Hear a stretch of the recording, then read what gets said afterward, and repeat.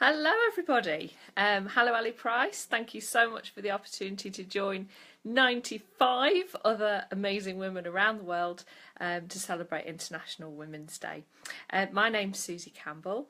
I run a marketing and PR agency, but today I want to share my 5 top tips for juggling mumhood and being running a family, and also running a business.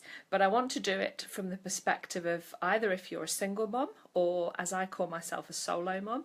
So I have a husband who works away a lot, and so everything I do is based on the premise that he's not around. So is it manageable? Can I achieve it if he wasn't here? So my top tips. So number 1 is about not overcommitting, and I don't just mean overcommitting with your business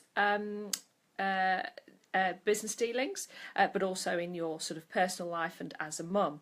So if overcommitting is signing your son or daughter up to 3 clubs a week and a morning club and whatever it might be, if that's too much, then don't do it. Your child will not miss out.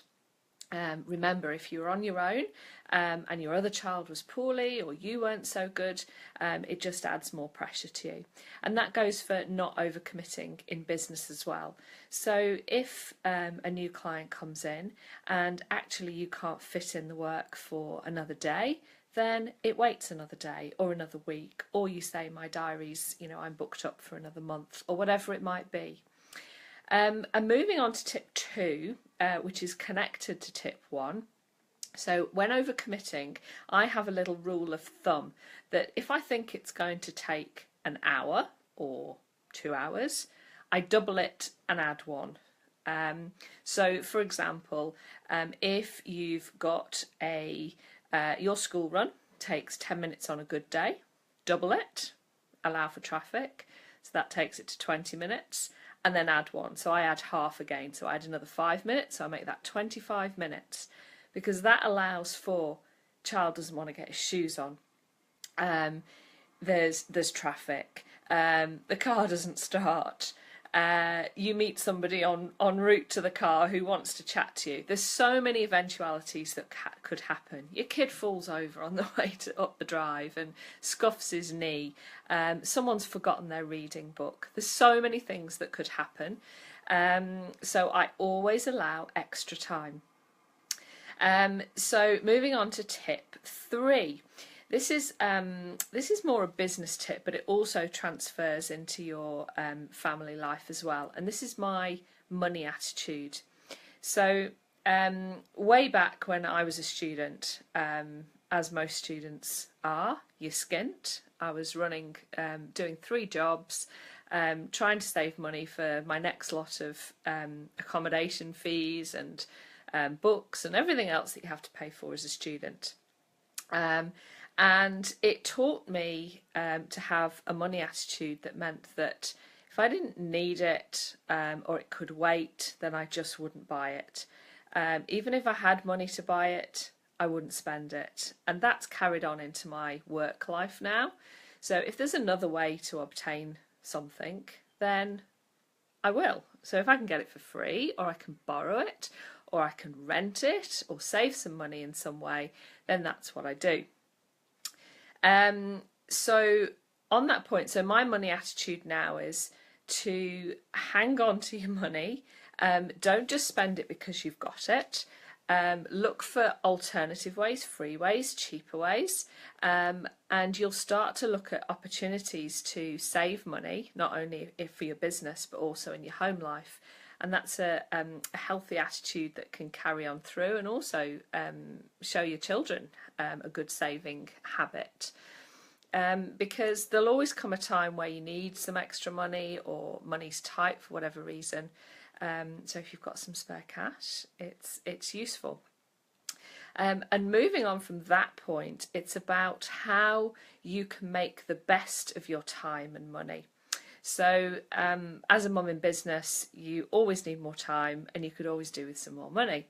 So what I do is I look for opportunities to combine the two to save time or to save money or to multitask a job in some way. So what I mean by that, an example I use is I was working all silly hours, juggling 2 kids and family, hobby working away, and I just wasn't fitting in any exercise or time for me.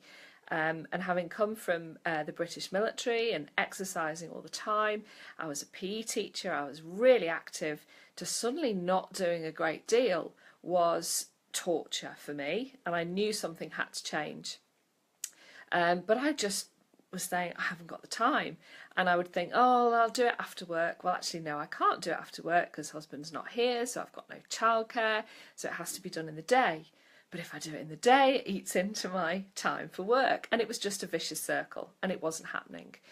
So I was chatting to my husband about this, and I said, well, the only way maybe I'll actually factor it in and book it into my diary is if I join a gym and I commit to classes.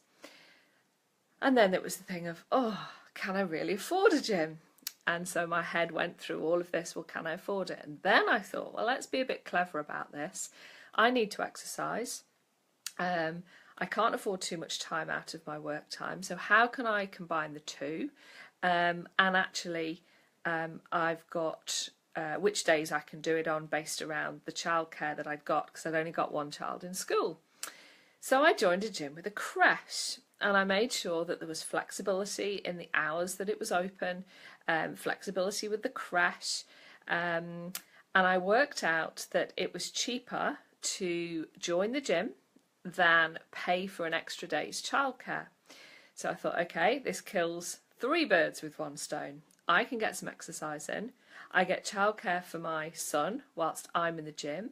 I can then do an extra hour or so in the cafe with free Wi-Fi. So I can get some work in as well on a day that normally I wouldn't, because I'd be dealing with a little one who was quite a challenging little one.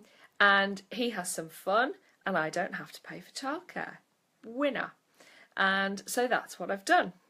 Join the gym, I now get regular exercise, I commit to it, it's booked at the beginning of the week, I get my exercise in, I haven't had to pay for an extra day's childcare, which would have cost me $100 odd, and everybody's happy. So that's my 4th one. My 5th one, it's about support, surrounding yourself with the right support and building connections. And again, I don't just mean in personal life, I mean in business as well. It will help you no end. So building connections is one of my passions, and networking and getting to know people, but not just getting to know people with an end in mind, with a gain. I just get to know people because you never know when that person might be able to help you, you might be able to help them, and it can make your life easier. And if you're on your own as a single mum or a solo mum, it's so important. Again, any eventuality could happen. Your child's sick, you need somebody to help you with the dog walk, you need somebody to look after your child, your car's broken down, you need a jump start. There are so many things that can happen that you think, gosh, I need somebody who I can rely on, who I can pop round next door to and ask for some help. Same in business, building connections in business, because you never know when you need that extra help. Ali's a great one of this. She surrounds herself with lots of people in business, so she can always pick up the phone and say, can you do this for me? Do you know someone who knows that? Having lots of connections. You may not know why they're useful to you in the beginning, but they soon will become valuable to you. Or you might be able to help somebody else out. So they are my 5 solo, single, juggle mum, juggle business tips. I hope you find them useful.